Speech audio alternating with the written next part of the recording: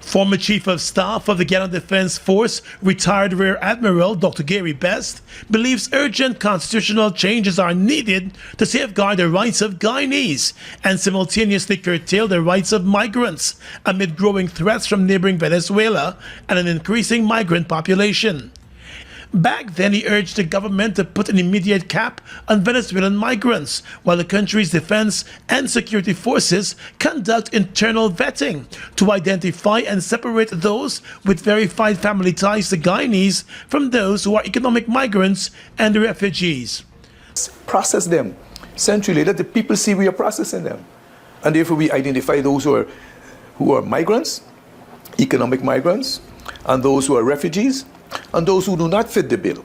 Because if you're young between, I'd say, 21, 18, and 30, I have to look at you very carefully.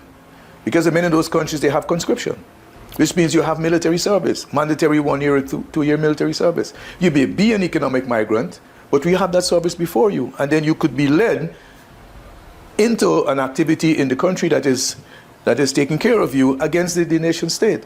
The former Chief of Staff of the Guyana Defense Force said Venezuela remains a clear and present danger to Guyana's national patrimony, and he has no doubt that the Nicolas Maduro administration in Venezuela has agents in the country.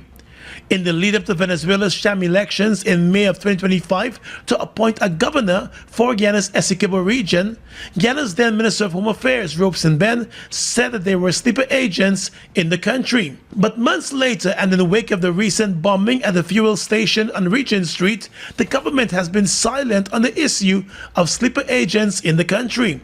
Dr. Best said a statement by the former Home Affairs Minister was likely based on intelligence received, and the government should have heeded the recommendation for Venezuelan migrants in the country to be thoroughly vetted.